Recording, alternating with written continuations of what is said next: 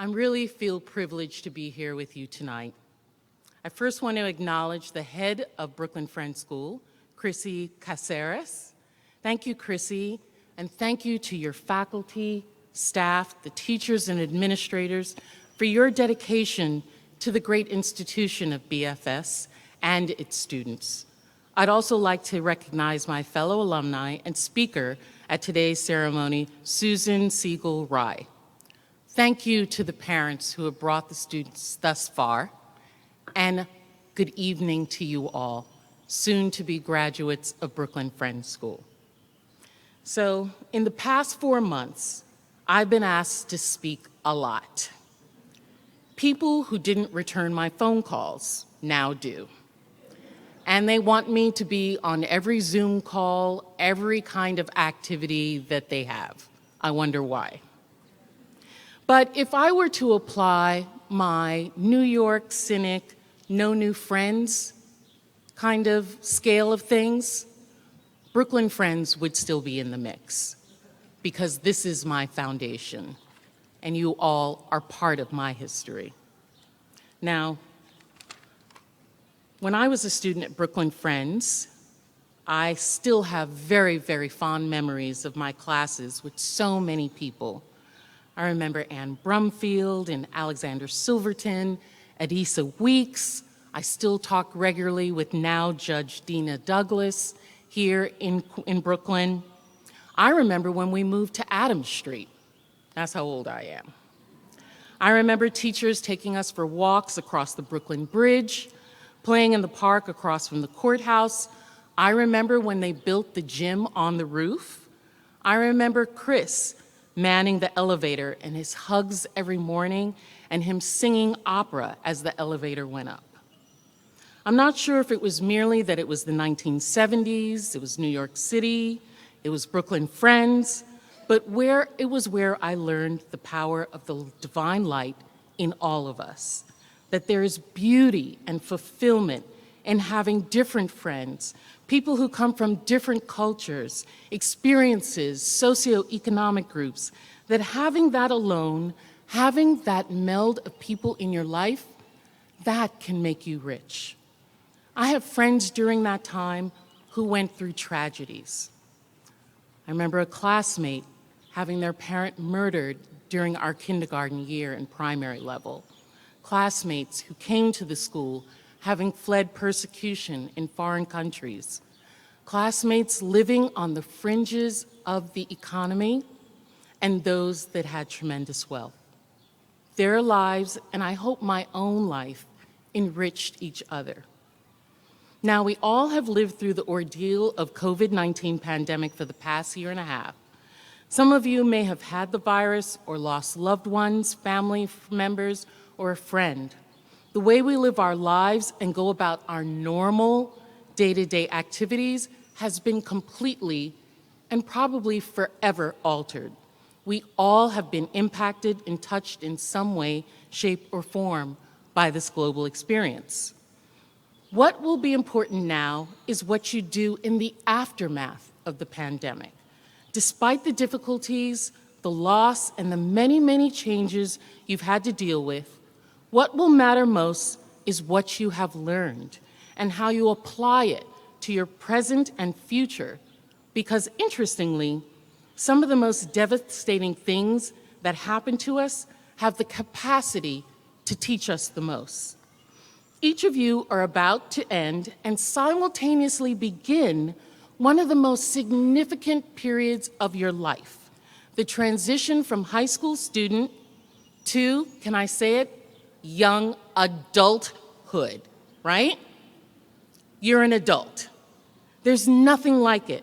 It's all at once the most exhilarating time of your life and sometimes the craziest, most upending one.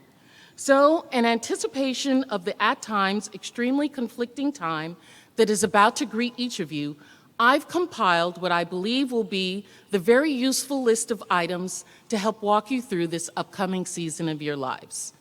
These are listed as 10 things I learned during COVID pandemic and how they can help me in my adult life, all right?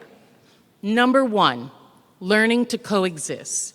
Do you remember when you were doing Zoom school, when your mom was trying to work and your sister was screaming in the corner, but you were still able to somehow get it done? In college, sometime your roommate may be engaged in activities, and it may be distracting, but you have a paper or an assignment to get done. Before the pandemic, you may have panicked, but now you'll be able to drown it out like nothing and get your work done, right? Number 2, distance makes the heart grow fonder. You love your family, and your family loves you. But let's be honest, we also get kind of sick of one another. We've seen the same faces every day for a year. They are also family friends you didn't see for the year. Do you remember how much you miss those people that you weren't able to see? Well, now it's time to get away from your family and be missed. And I promise you, everyone is going to be better for it, including your parents. Right, parents? Number 3, everyone in college is important and special. Some of you students were popular, you were athletes, were in student government, really stood out for whatever reasons. Either way, you were important here at Brooklyn Friends School. Then the pandemic hit and you became just like everyone else, stuck behind a screen. Humbled you a bit. Guess what? If you go to a big college or a large company, you're more than likely to start off as just another cog in the wheel. So you were the pretty girl. In the real world, there are a lot of pretty girls. So you're an athlete. There are 1,000 of them. You got a scholarship? Maybe other people did too. In college and the workforce, you'll find that many of the things that mattered in high school don't matter as much. That's just the truth. Number 4, brush your teeth. For years, some of you all would wake up, get ready for the day, and just ignore dental hygiene. Then you were stuck at home and the cycle continued until you put on that mask and had to smell what other people have had to deal with for years. Brush your teeth. We'll all be better for it. Number 5, it's not always about you. This pandemic has taught us that we are not the center of the universe. Even though many of us would be characterized as low risk in terms of dying from the coronavirus, we still stayed inside because we knew that there were people who weren't as lucky as us, whether they were older, were immune compromised, or simply unable to properly social distance. There will be times in college or in life that you will have to do things you don't want to. Work late, work with someone you don't want to, or be asked to do extra. Remember, it is best for the team, for everyone, and it's not always about you. 6, listen to the experts. Listen to the people who spent decades studying and are considered experts in a particular field, not the person who said, I did my own research. You're young, and I know many of you feel like you know everything, but you truly don't know much yet. And that's okay. You don't have to. That's what getting older and higher education is all about, to learn things you don't know. 7, it's okay to be wrong. When the pandemic first started, no one knew what was best. At first, they said we would only be in quarantine for 2 weeks, then it became a year. When it came to masks, at first it didn't matter, then masks were not only recommended, they became mandatory. The point is that much of what we were initially told was wrong. But when we figured out what was right, the proper corrections were made. Because of that, we're almost past this thing. There are things that you know and believe now. In a few years, you'll learn something that will change what you thought or knew or believed, and that's okay. For example, when I was a kid and would go home to the Caribbean, relatives said you had to stay out of the water for at least 30 minutes before going into the water or you'd get a cramp. I recently looked that up, and guess what? That's not true. I think they just wanted us to rest for a minute and they didn't have to watch us in the water. 8, sweatpants are professional. Our whole lives we've been told what's professional or acceptable, in settings, but the pandemic taught us that none of that matters.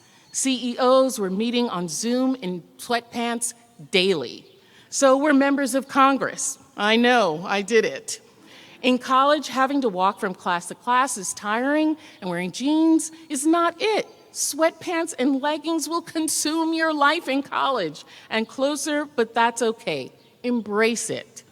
Always wash your hands. It's curious to me that regular hand washing wasn't a thing before the pandemic. Seriously? You never know what people's hands have been. Always, always wash your hands.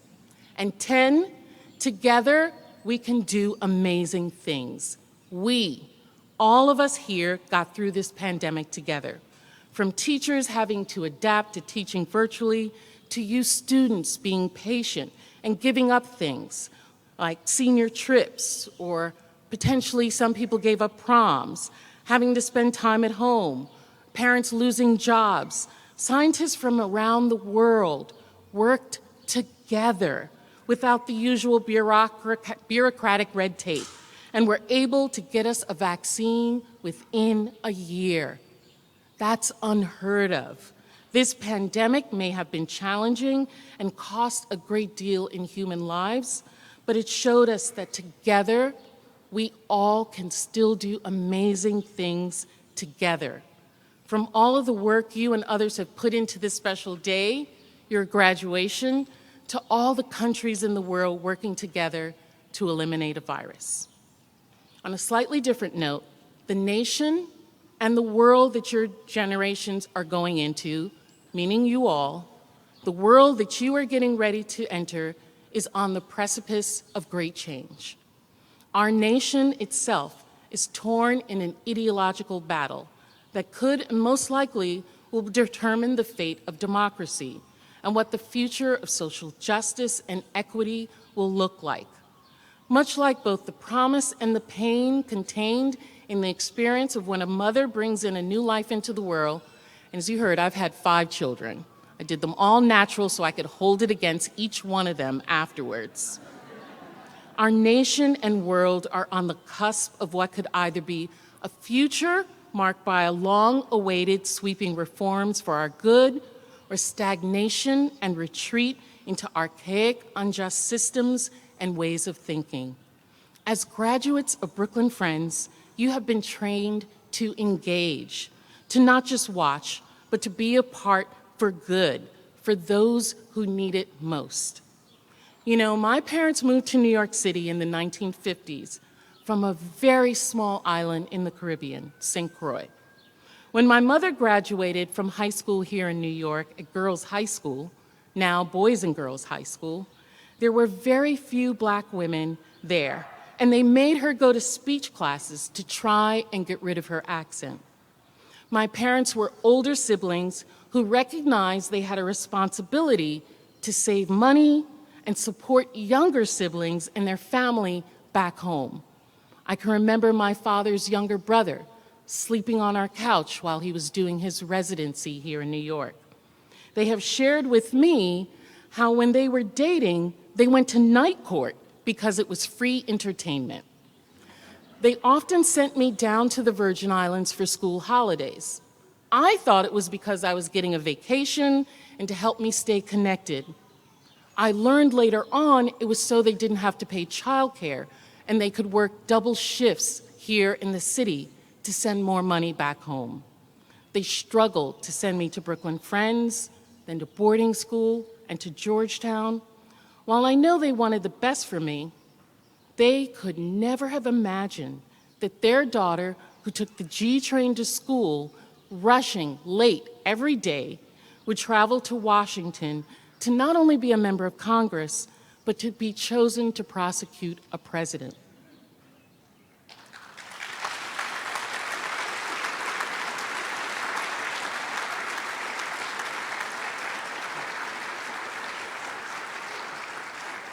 And I'm still that girl, running for the train, trying to catch opportunities, trying to make it, trying to get on the train. And instead of holding my mother's hand as we rush, I'm trying to hold all of your hands, just like your parents are holding yours. And we're going to ask you to hold somebody else's hand as well, to get on the train, to get opportunities, to have the things that our parents didn't have. So I charge each of you with the responsibility to climb out of your comfort zone, or the realm or circle that you're used to, the people that you usually hang out with, the things that you normally are concerned about, and to expand your awareness and knowledge to encompass things, people, situations, places that you may not be comfortable with. Look for ways to advocate for the underprivileged and underserved, those without as fine a voice as you have. Educate yourself on matters that concern not just you, but the world around you, your neighborhood, your town, your city, your state, your nation. It's more important than ever that each of you realize that it's not mom and dad who will save the world, that will save our nation. It's you. So get at it. Congratulations to each of you on this milestone, and best wishes, prayers, and blessings as you make your mark on the world. Thank you.